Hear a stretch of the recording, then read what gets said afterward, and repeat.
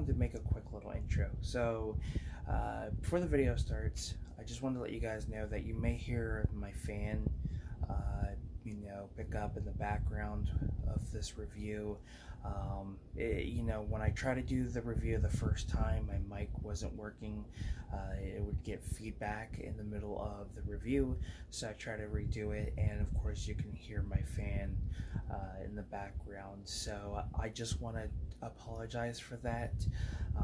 I really don't want to have to do the video a third time, but I figured I would just give you guys a little introduction to let you guys be aware of this issue, in case you're watching it and you're realizing why do you hear what sounds like a fan going on. So my apologies, just wanted to throw it out there to you guys. So it's either my fan or it's my AC going, so I don't know.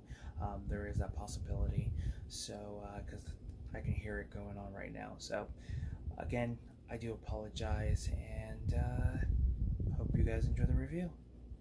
Hey, what's going on, everybody? Hope all of you are doing well. Today I'm going to be reviewing Child's Play 3, which is one of my favorite sequels. So in Child's Play 3, Andy is a lot older. He's a teenager, and he is sent to a military school. And during this time, the corporation that has created the Good Guy Doll wants to basically revamp the Good Guy Doll franchise, especially after the bad reputation they have gotten with this whole mess with Andy and the situations that he's been through for the last two movies. Now, of course, the original actor who played the original actor who played Andy did not return. We actually got Justin Whalen, I believe, is how you pronounce his last name. He's well known for being in Lois and Clark in New Adventures Superman. He was also in Susie Q. He plays the role of Andy, and I thought he was great. I thought his performance was pretty good. Of course, this was way before he would hit those two other films. Now, this movie came out in 1991, and literally a year later after the sequel. Part 2 came out in 1990. So to get a sequel that early was, pretty quick. You don't really see that quite often with horror franchises in general, or just horror sequels. So that was pretty interesting that they released it, literally a year after the second film. And of course, Chucky finds his way to this military academy or military school, whatever you want to call it. Of course, Justin's arrival there, he doesn't really make friends.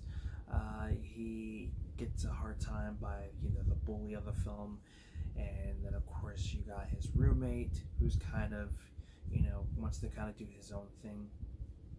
And then there's the love interest. Now, I will say this, there are some really great moments in this film that stand out to me, at least personally.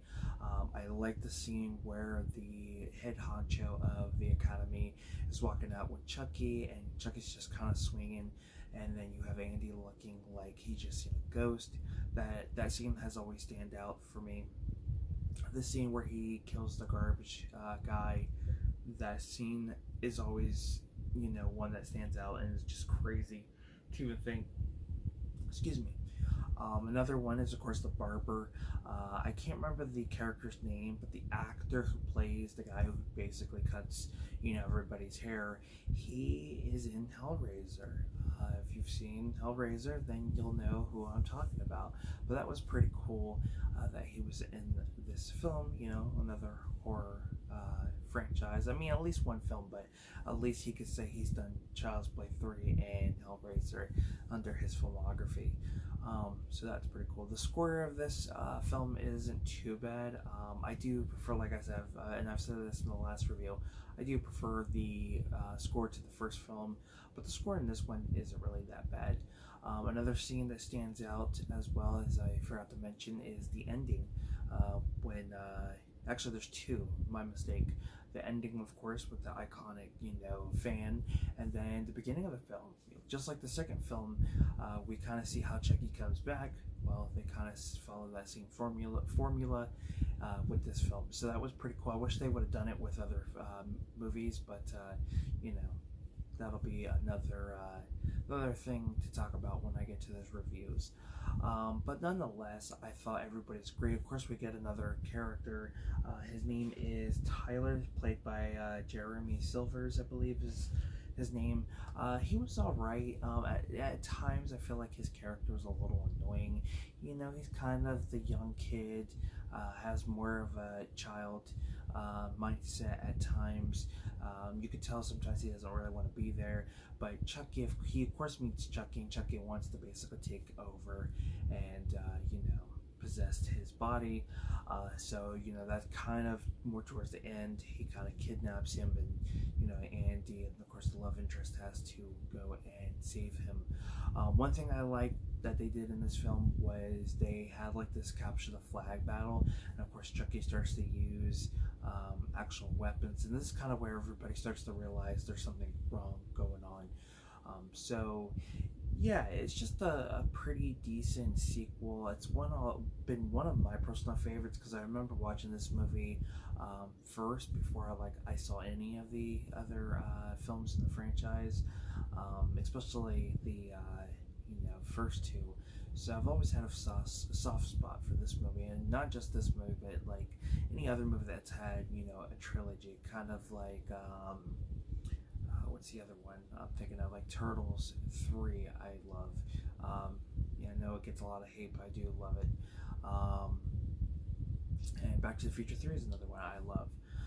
So yeah, this one I've always had a soft spot for.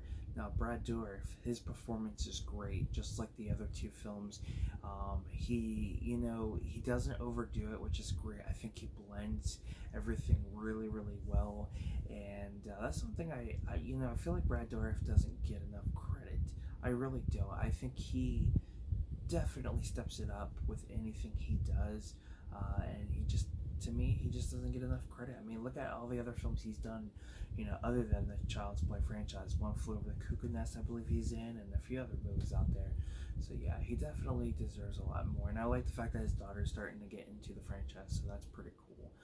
But I'll discuss that when we get to those reviews. But nonetheless, Child's Play 3 is a fun sequel. Definitely let me know what your thoughts are on Child's Play 3. Do you love it? Do you hate it? Do you find it to be very underrated? Just let me know down below.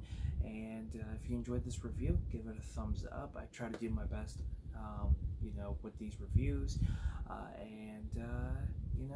Until next time, guys, keep an eye out for The Bride of Chucky, or Child's Play 4. I think they should have just went with Child's Play 4 rather than Bride of Chucky. I just feel like if they would have named all the films Child's Play in some way, I think it would have been a lot better. That's just my personal opinion. But yeah, keep an eye out. I'll have Bride of Chucky, the review for that, pretty soon. But with that being said, until next time, guys, I am Film Talk with Mike, and we'll talk films. Peace.